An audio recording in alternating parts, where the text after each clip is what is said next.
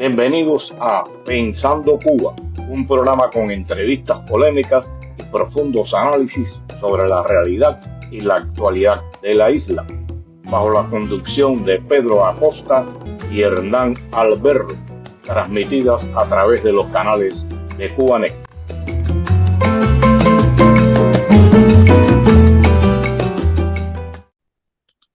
Muy buenos días tengan todos y bienvenidos a esta nueva emisión de Pensando Cuba. Me acompaña como siempre desde Madrid mi amigo y colega Hernán Alberro y acá desde Miami les habla Pedro Baco. ¿Cómo estás, Hernán? Muy bien, Pedro, ¿cómo estás tú? Bien, bien. Eh, Hernán, hoy vamos a hablar de Félix Navarro y José Daniel Ferrer, de su detención, de la revocación a su libertad condicional y todo lo que ha rodeado este hecho y las acciones que ha emprendido el Consejo para la Transición Democrática en función de la libertad y de la liberación, no solo de ellos dos, sino de todos los presos políticos. Pero bueno, nos vamos a centrar en estas dos personas. Uno, vicepresidente del Consejo para la Transición Democrática, que es el caso de eh, Félix Navarro, y José Daniel, que es el presidente del Consejo. Y para hablar de ello, tenemos acá a nuestra amiga Elena Larrinaga, quien preside Hola el Pedro. Consejo, quien preside el Partido Demócrata Cristiano Cubano y la Secretaría de Exteriores del Consejo. Y también nuestro amigo Manuel Cuesta Morúa, vicepresidente del Consejo. ¿Cómo están? ¿Cómo estás, Elena? Muy bien, Pedro. ¿Qué tal? Buenas tardes desde España. ¿Qué tal ustedes por allá?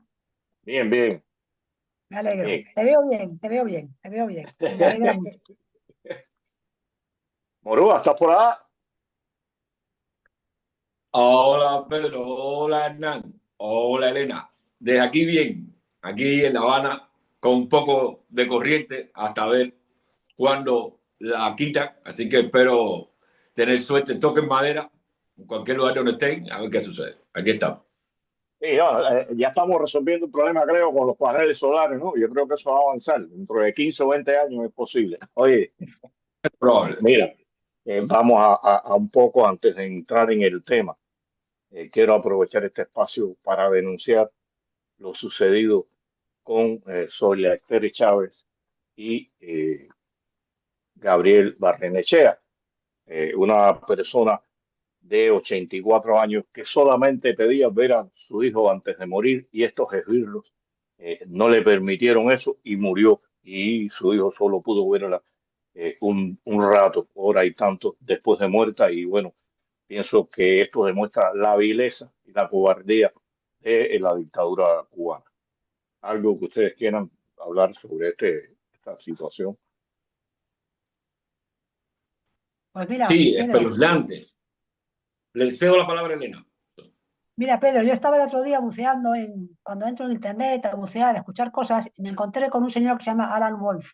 Alan Wolf es un catedrático, académico americano que se dedicó a estudiar el origen del mal, ¿no? Decía que era una cuestión recurrente en la historia de la humanidad y bueno, que él quería saber si el mal te lo inducían o si tú nacías, si había gente propensa al mal desde el principio y llegó a una conclusión muy interesante.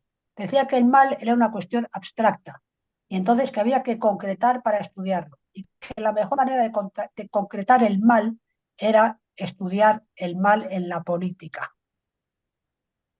que era donde se evidenciaba realmente maldad. Y yo creo que nosotros en Cuba estamos en esa situación, ¿no?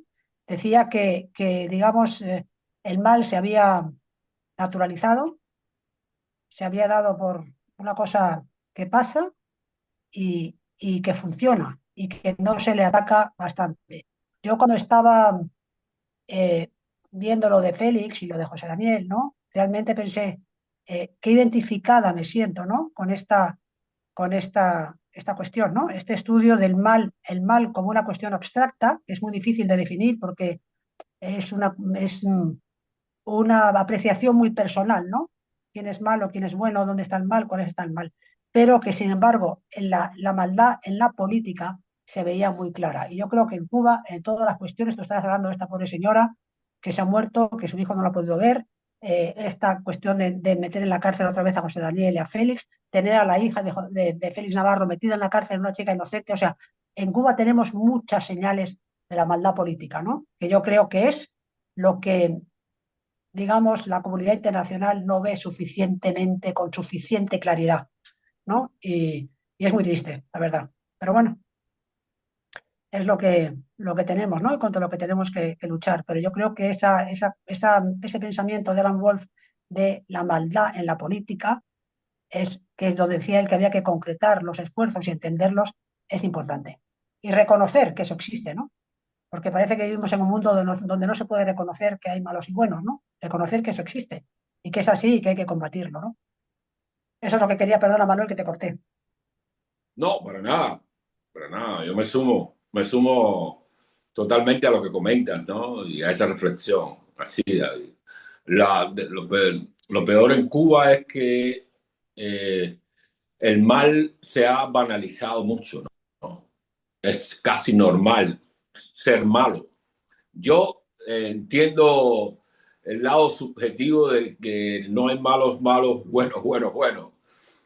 Probablemente sea la generalidad. Pero yo sí creo que hay personas malas, malas, malas, que no tienen nada bueno, bueno, bueno. Yo lo creo, personas, tratando de concretar, ¿no?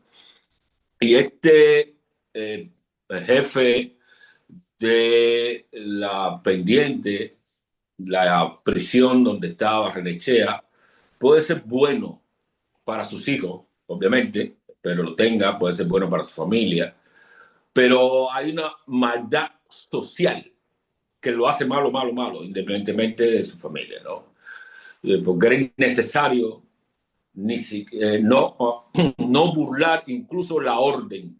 Ahí él tenía la posibilidad, suponiendo que tuviera una orden superior, tenía la posibilidad de hábilmente burlar la orden y permitir que esa madre y ese hijo se vieran por unos últimos minutos con vida, ¿no? Con vida, en vida de ella. Y no lo hicieron. Y eso tiene que ver con la banalización del mal, de la que hablaba otra autora también, que muy conocida en los círculos políticos y académicos. Y es triste, ¿no? Y lo asociaba un poco a lo de José Daniel, lo de Félix Navarro.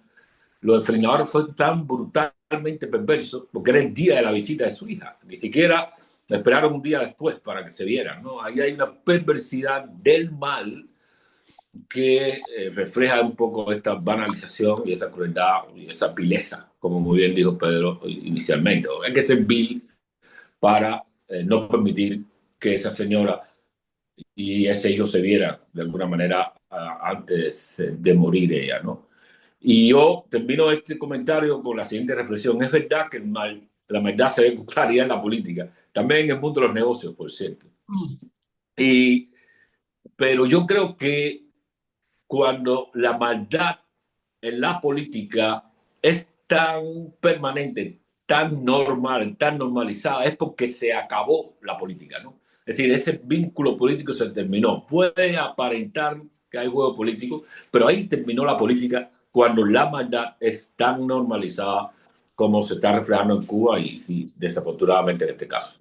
Solidaridad plena para Barnechea, a quien conozco personalmente, un hombre humilde, tranquilo, sencillo, valiente, inteligente, un ser humano, como decíamos, como todos somos, y bueno, veremos qué se puede seguir haciendo y hay que seguir trabajando en ese sentido. Hernán, ¿quieres decir algo al respecto?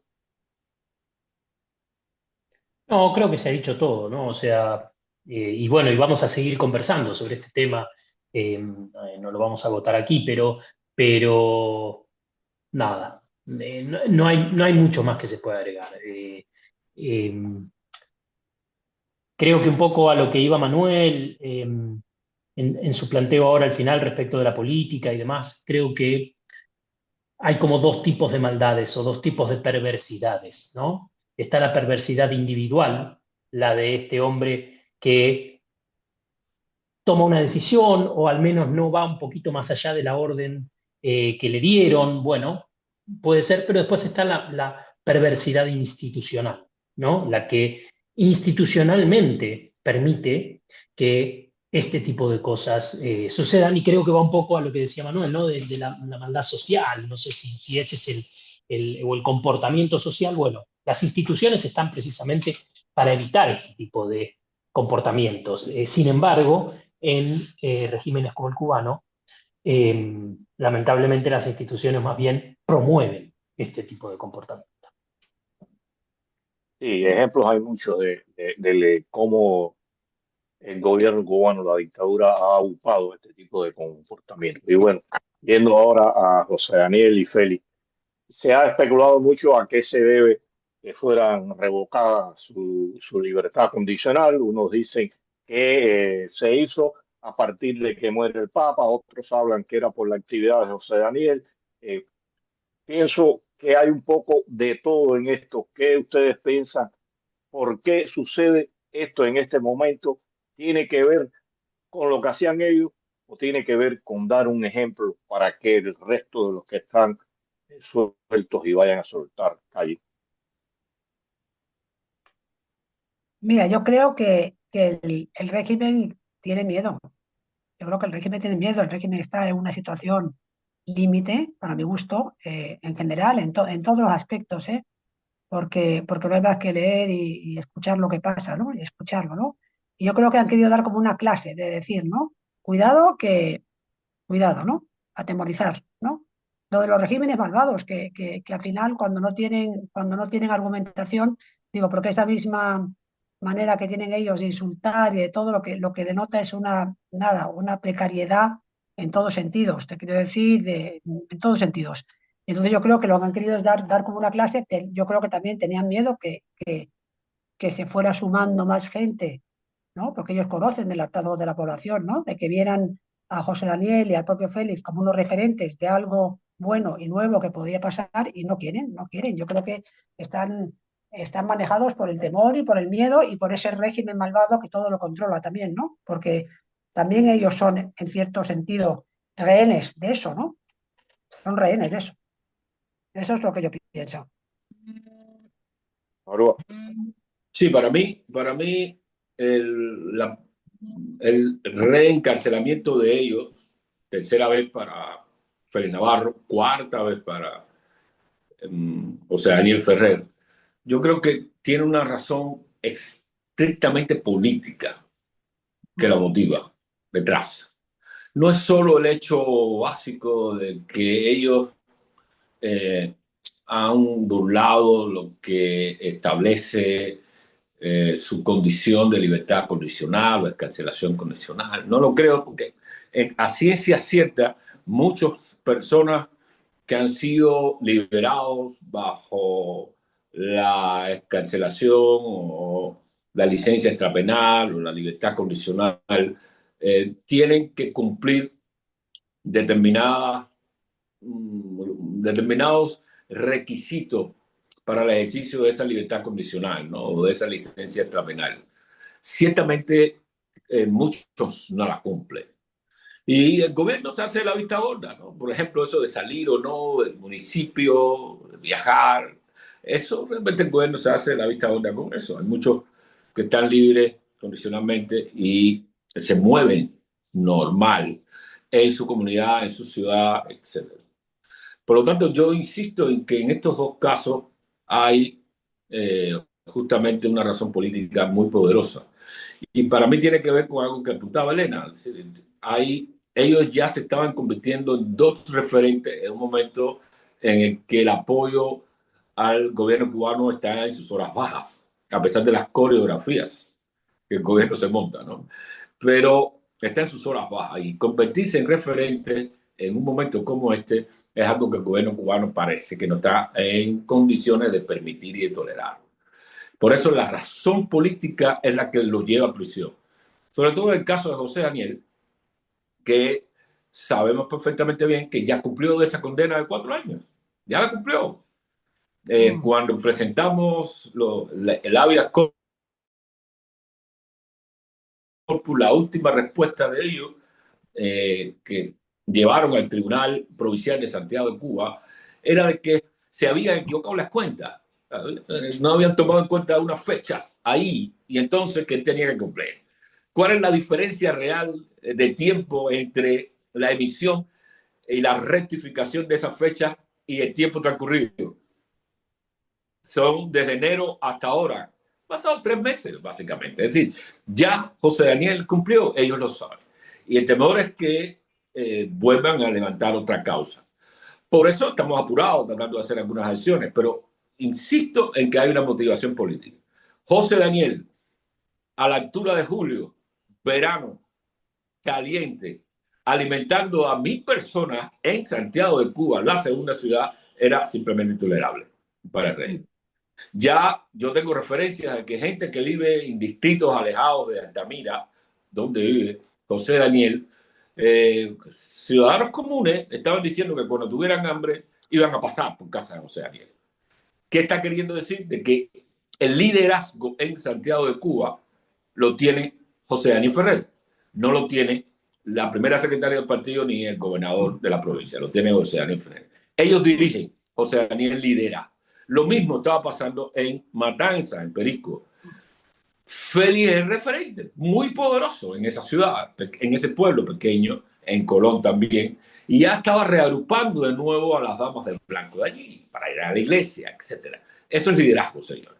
Y el gobierno no tolera liderazgos de esta manera, de ninguna, pero sobre todo no tan abiertamente así a la cara como estaba sucediendo con ellos. Por eso insisto y termino que la razón es política, nunca es judicial o legal o cualquier detalle desde el punto de vista de el incumplimiento de ciertos reglamentos, de ciertos requisitos.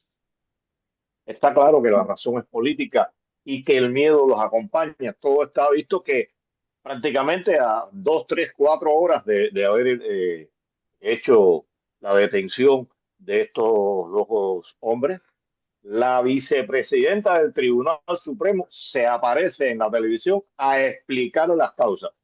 Jamás, o sea, no cogieron a Humberto Pérez para hablar, sino buscaron a una persona con rango dentro de la justicia, le podemos llamar justicia a lo que existe en Cuba, y eso demuestra preocupación y miedo. Hernán. Preocupación y miedo, decía Pedro, y pensaba precisamente en eso, ¿no? ¿Qué se sabe de la situación actual de Félix Navarro y José Daniel, que como bien relataba Manuel recién, ya pareciera que están acostumbrados, si acaso alguien puede acostumbrarse al presidio, pero además entiendo que la información que hay de ellos es muy escasa, ¿cierto? Sí, sí. Sí, es escasa lo que se supo ayer mismo por una carta que publicó Nelva, era que José Daniel primero había sido golpeado, eso no había ese detalle, ya ella lo confirma, había sido golpeado porque él se había negado a vestir la ropa de la prisión, lo habían colocado en una celda solitaria, la visita que le habían prometido, bueno, se la cumplieron, pero no permitieron que estuviera todo el tiempo, ni permitieron que le dejara todos los alimentos que ella le llevaba, y lo habían recluido en una celda solitario a José Daniel en el caso. Con Félix Navarro ocurrió algo similar, le dieron una visita, pero no le dejaron toda la alimentación. Félix Navarro lo habían llevado a la enfermería de la prisión, ahí fue donde lo pudo ver la esposa en ese momento, pero no sabemos si todavía continúa allí o de algún modo lo llevaron a alguna celda, ¿no? O alguna compañía en la prisión de Huica, que es una de las prisiones más severas y rigurosas de Cuba. Esos son los últimos detalles que hay, no hay mucha mayor información hasta ahora de su situación. Afortunadamente hay una buena campaña mundial, sobre todo en los sectores democráticos en Europa, cosa que hay que agradecer. Y estamos trabajando en la dirección de, más allá de una campaña mediática, hacer acciones que sean perseverantes, permanentes, sistemáticas en todos los ángulos posibles para tratar de lograr la liberación de él, de ellos y de todos, pero en todo caso mantener el foco sobre la situación de los presos políticos en Cuba y de estos dos líderes que han demostrado una entereza inmensa, ¿no? Frente a los cuales hay que quitarse el sombrero 3 veces, el simbólico y el real, ¿no?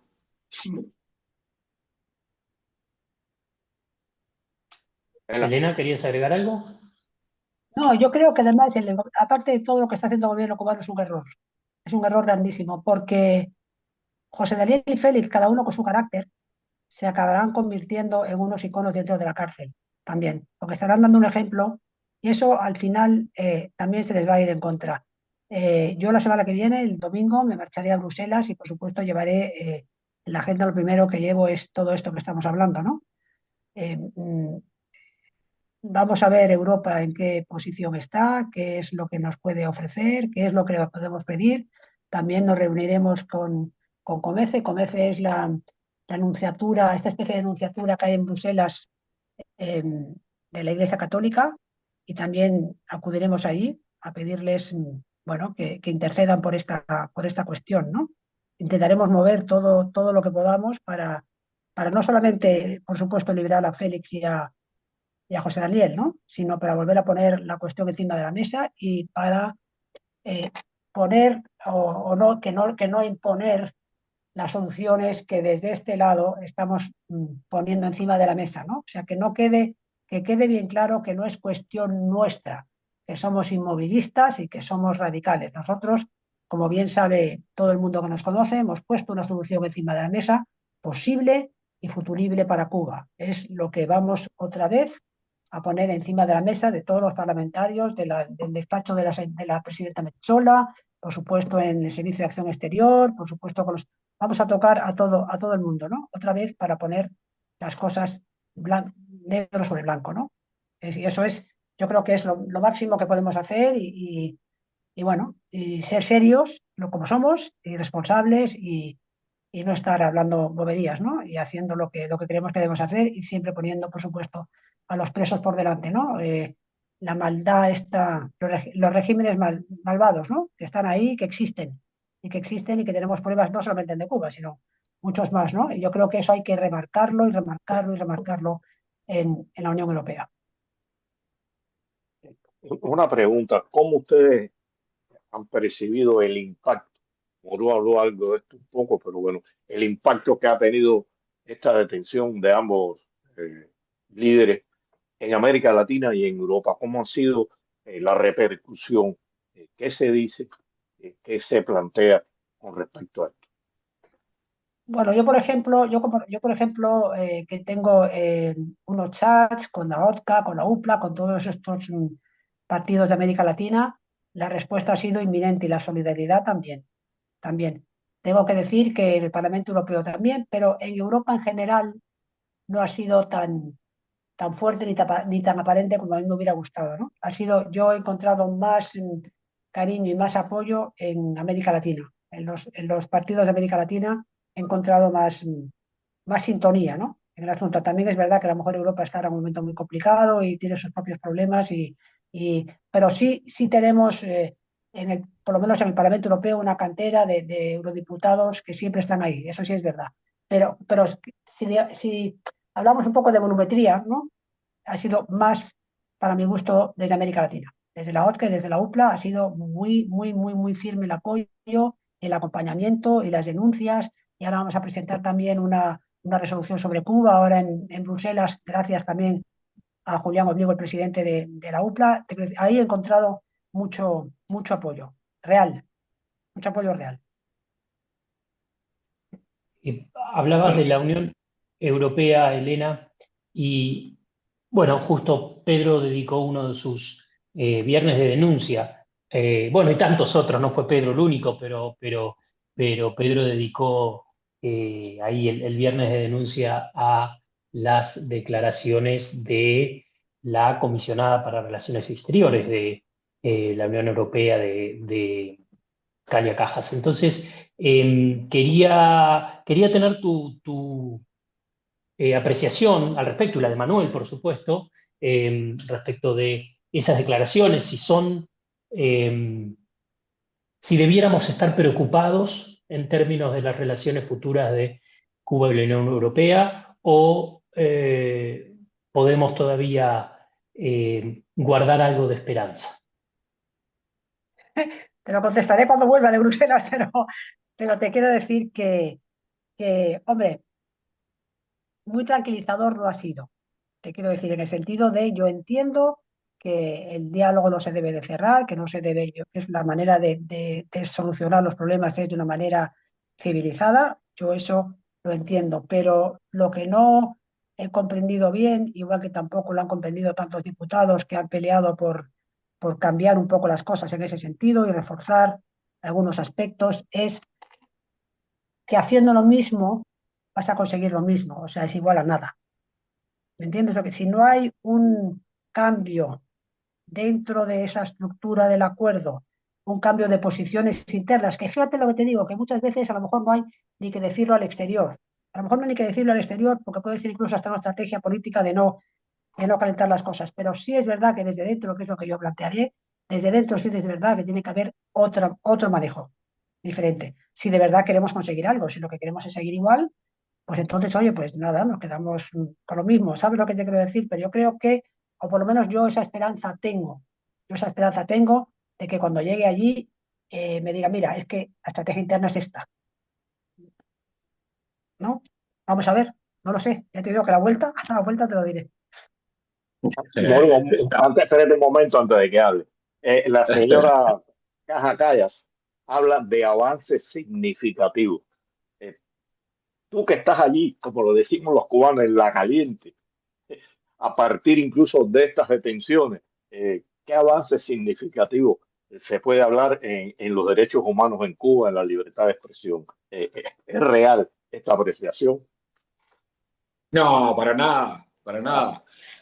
No, no hay avance significativo. Yo creo que eso fue no fue una salida muy feliz, una salida retórica muy feliz de ella de hablar de avances significativos. Ahí necesitaba un poco más de evidencia que pueden mostrar, ¿no? En materia de mejoramiento de los derechos humanos. Todo lo contrario, aquí hay una regresión, incluso acelerada, ¿no? En el comportamiento de los derechos humanos. No, la gente tiende a cifrarlo o a mirarlo solo cuando el gobierno se comporta mal con la oposición, pero hay una violación sistemática de los derechos humanos a los ciudadanos, ¿eh? Que no es solo a la oposición. Se va conociendo de algún modo con las denuncias que se hacen en las redes sociales, etcétera.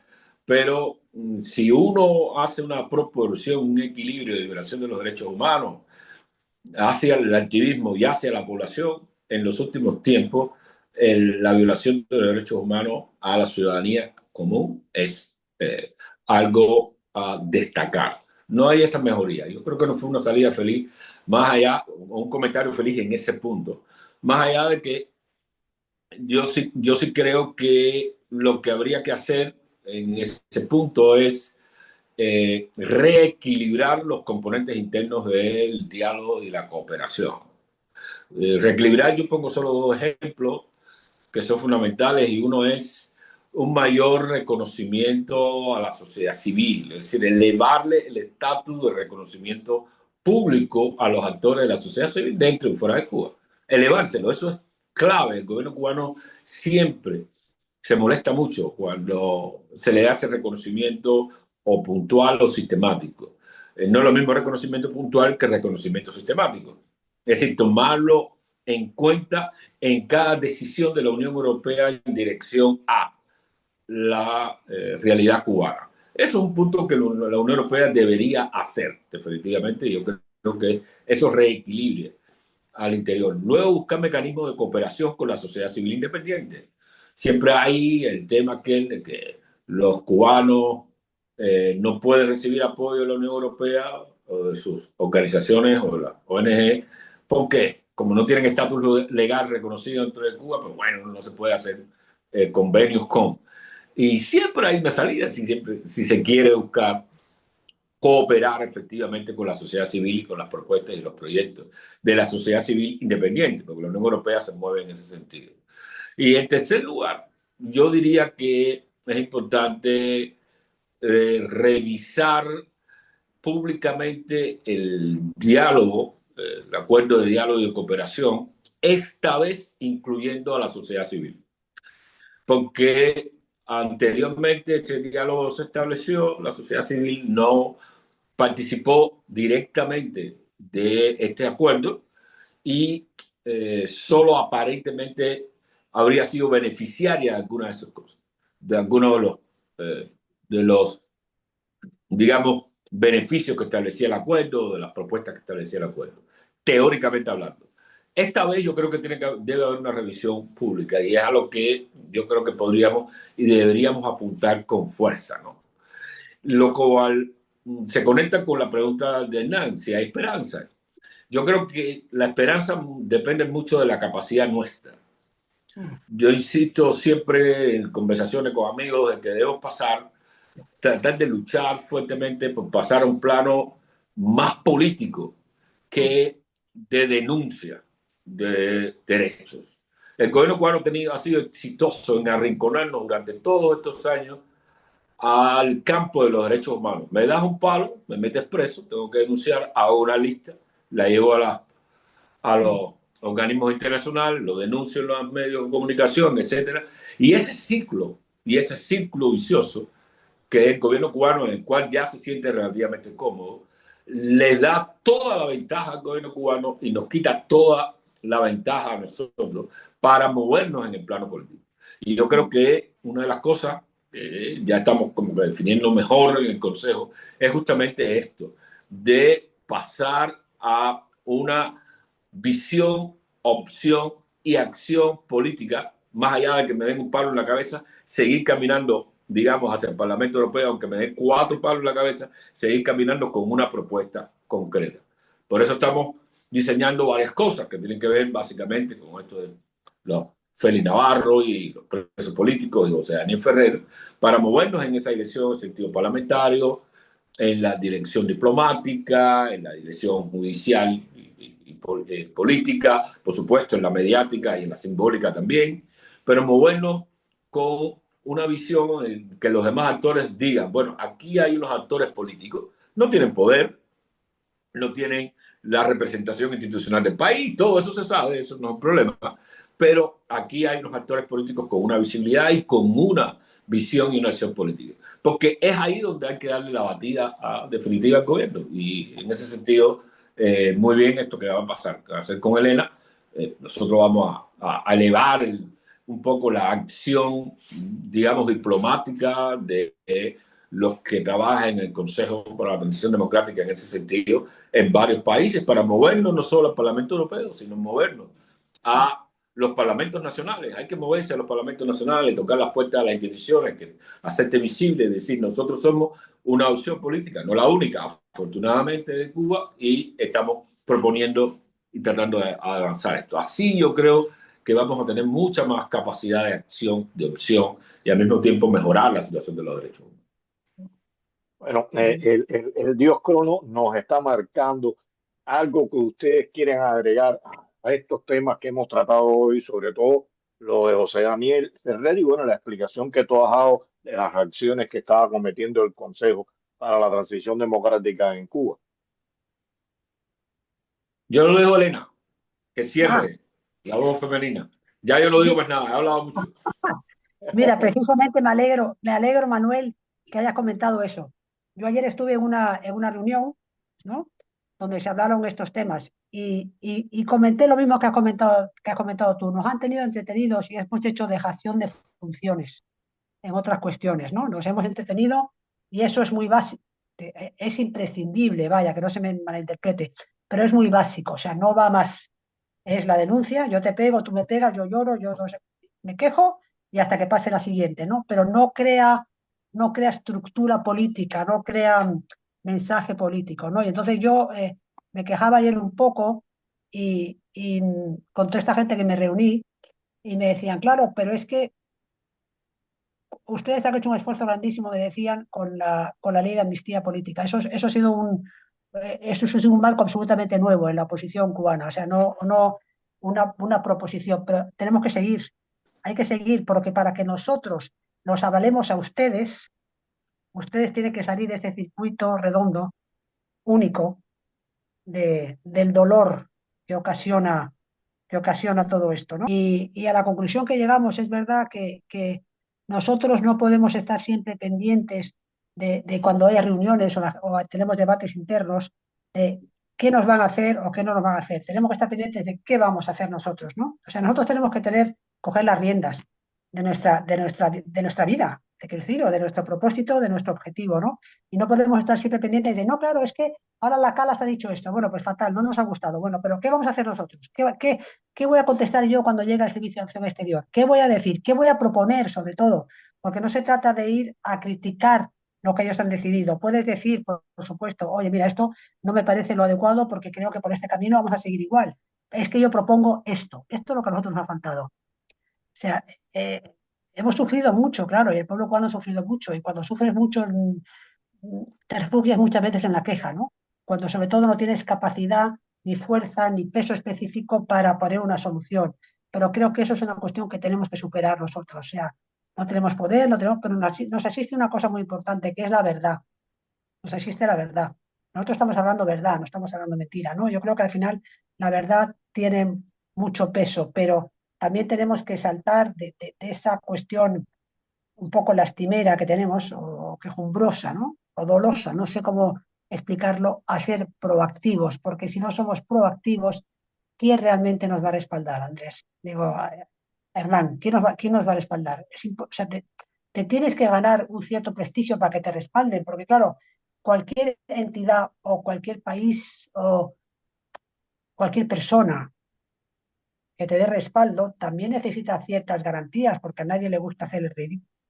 A nadie le gusta hacer el ridículo, ¿no? La vida es así. Yo creo que nosotros tenemos que hacer esta introspección y no tanto jugar contra los malos y los buenos y entender que los hipotéticos malos, por ejemplo, como podría ser que no ha sido positiva para nosotros esta declaración de la señora Calas, tenemos que entender en qué contexto ella lo dice y por qué, y cuáles son sus limitaciones, y qué es lo que la condiciona para decir eso, porque muchas veces detrás de todas esas personas hay corazones buenos que entienden y que saben, pero también tiene sus limitaciones. Es que hay que observar todo eso, también tiene sus limitaciones y tampoco puedes poner a la gente en el límite de una cosa porque tú quieras, porque al final no es productivo, es negativo, ¿no? Es un conjunto de cosas que se aprende con los años y que muchas veces tienes que callarte cuando oyes cosas por conseguir un beneficio por otro lado. Es complicado, ¿no? Y cuando el corazón y el dolor te puede muchas veces tiras para adelante, ¿sabes lo que te quiero decir, no? Porque, oye, somos humanos, ¿no?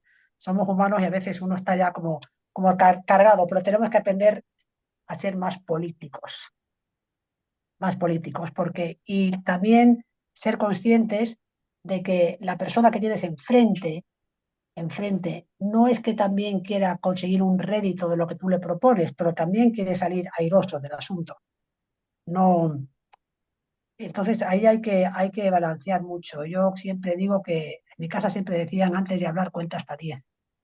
Piensa, 1, 2, 3, 4, para que no te vayas porque muchas veces es peor. Sí, tú dices lo que sientes, la verdad, la pones ahí, pero tu objetivo se perdió, ¿no? Y entonces, pues, tenemos mucho que Muchas gracias. aprender Seguro, todavía. seguro, Elena, muchas gracias. A ver, me quedo con varias reflexiones. Creo que pasamos por diferentes temas, arrancamos hablando de la situación de Zoila y Berrenechea, pero pasamos luego por Félix y el reencarcelamiento, como dice Manuel, de Félix Navarro y de José Daniel Ferrer García. Y terminamos hablando de la postura de la Unión Europea, pero también, y más importante aún, de qué podemos hacer para cambiar las cosas en Cuba desde nuestro pequeño, limitado lugar, pero que existe y que tiene potencialidad. Así que les agradecemos muchísimo esta conversación. Y bueno, nada, saben que las puertas del programa están abiertas para siempre conocer cuáles son esos esfuerzos políticos, sociales y de comunicación que están realizando desde sus diferentes espacios. Y a nuestra audiencia, como siempre, le dejamos hecha la invitación para el próximo domingo, 8:30 de la mañana, por los canales y las redes sociales de Cubanet, para seguir pensando Cuba.